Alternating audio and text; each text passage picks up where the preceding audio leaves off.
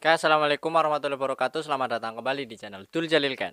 Pada video kali ini saya akan mengilustrasikan sebuah cerita kisah dari sekian banyaknya cerita yang mengisahkan banyak cara untuk menggapai sebuah kesuksesan. Dan salah satunya ini adalah merupakan kisah dari Pipo dan Embro. Di sini saya juga menggabungkan ilustrasi bergambar saya.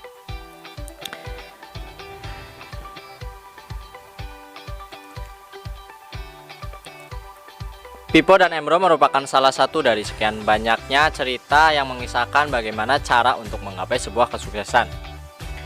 Tentu saja untuk mencapai kesuksesan tersebut tidak semudah yang dibayangkan.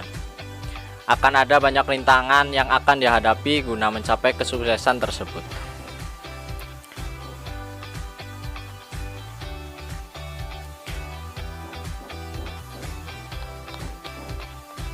Adapun untuk cerita singkat dari kisah Pipo dan Embro ini sangat menginspirasi dan memotivasi bagi kita semua. Embro dan Pipo menceritakan tentang dua orang laki-laki yang tinggal di sebuah desa. Mereka merupakan sosok pekerja keras dan sangat ambisius untuk dapat mencapai tujuan yang mereka inginkan. Singkat cerita, karena keinginan untuk menjadi sukses, mereka pun memikirkan segala cara untuk dengan cepat-cepat mewujudkan impian tersebut.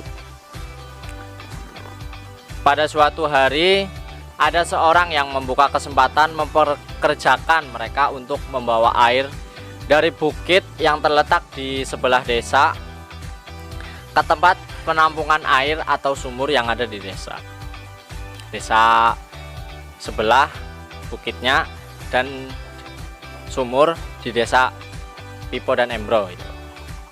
Karena Embro dan Pipo ingin menjadi orang yang sukses di desanya, maka tanpa pikir panjang diambillah pekerjaan tersebut. Duit. Setiap hari Embro dan Pipo pergi ke mata air dengan membawa ember untuk diangkut ke desa mereka. Dalam sehari mereka bisa pergi beberapa kali. Dan setiap kali itulah pundi-pundi uang yang mereka kumpulkan makin bertambah. Namun lambat laun mereka pun berpikir bagaimana cara agar penghasilan mereka terus bertambah dan makin bertambah, Akhirnya mereka pun memiliki ide masing-masing untuk mendapatkan tambahan penghasilannya. Embro berpikir agar dapat menambah penghasilannya, ia akan membuat ember yang digunakan untuk menampung air dengan ukuran yang lebih besar. Sehingga dengan begitu menurutnya uang yang ia dapat akan semakin banyak setiap harinya. Di sisi lain, Pipo memiliki sebuah ide. Bagaimana cara mudah untuk memindahkan air yang ada di bukit dan dipindah ke tempat penampungan. Ia pun si Pipo berencana untuk membuat sebuah pipa saluran air, karena menurutnya dengan begitu ia tidak perlu bersusah payah memindahkan air dengan ember karena akan memakan banyak waktu, tenaga, dan tidak efektif. Akhirnya mereka pun bertemu.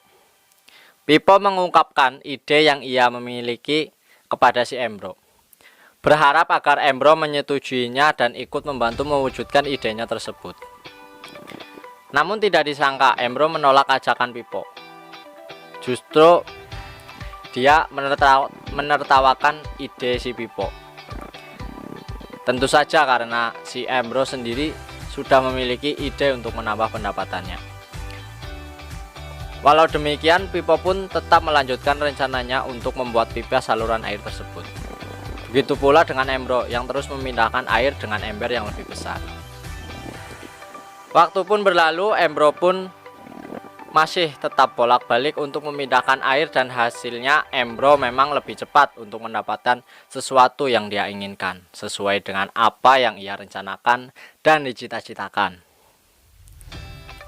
Sedangkan di sisi lain, Pipo masih menggunakan cara yang awal, yaitu dengan memindahkan bola memindahkan air dari bukit ke sumur dengan ember ukuran dari awal sedang, tidak diperbesar seperti Embro. Namun di sela-sela waktunya, misalnya di akhir pekan gitu, Pipo membuat sebuah saluran air sesuai dengan rencananya. Tak jarang pun ada orang atau masyarakat sekitar yang menertawakan apa yang Pipo lakukan dengan tujuan membuat saluran pipa air tersebut. Dengan kegigihan mereka, waktu terus berlalu, namun umur bertambah dan tenaga pun berkurang. Akibatnya untuk pengambilan air pun Embro sudah mulai berkurang. Loyo, asam urat mungkin. Faktor tersebut otomatis mengurangi pendapatannya pula. Lain halnya dengan Pipo. Setelah sekian lama ia membuat saluran air, akhirnya telah selesai. Pipo sangat gembira. Kerja kerasnya selama sekian tahun terbayar. Sekarang ia tidak perlu lagi susah payah harus membawa ember ke mata air saat dia sedang istirahat, sedang bersantai, bahkan berlibur sekalipun.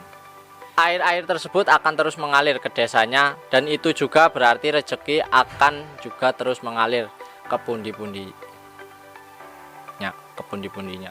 Nah, untuk kesimpulan dari kisah tersebut, yaitu Pipo dan Embro tersebut memberikan banyak pelajaran, motivasi, dan sangat menginspirasi yang bisa kita aplikasikan ke dalam kehidupan ini. Sebenarnya tidak ada yang salah dari keduanya. Tokoh Embro merupakan seorang pekerja keras. Ia mengajarkan kepada kita bahwa memang benar untuk memperoleh atau mencapai tujuan, kita dapat melakukan cara-cara yang tercepat atau bisa dikatakan instan. Namun walaupun cara tersebut berhasil, dalam waktu yang singkat, ada baiknya kita sebelum merencanakan sesuatu harus memikirkan efek jangka panjang yang ditimbulkan. Karena tidak selamanya kesuksesan tersebut akan berjalan selalu sesuai dengan yang kita rencanakan. Kita harus mencontoh pribadi dari seorang Pipo. Ia merupakan seorang yang cerdas, bekerja dengan cara yang cerdas. Karena sebelum memutuskan sesuatu, ia akan memikirkan dampak yang ditimbulkan baik positif maupun negatif.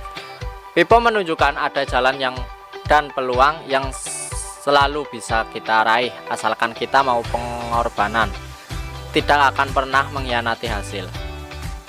Walaupun demikian, satu hal lain yang juga kita harus contoh dari kedua tokoh ini adalah sifat pekerja kerasnya.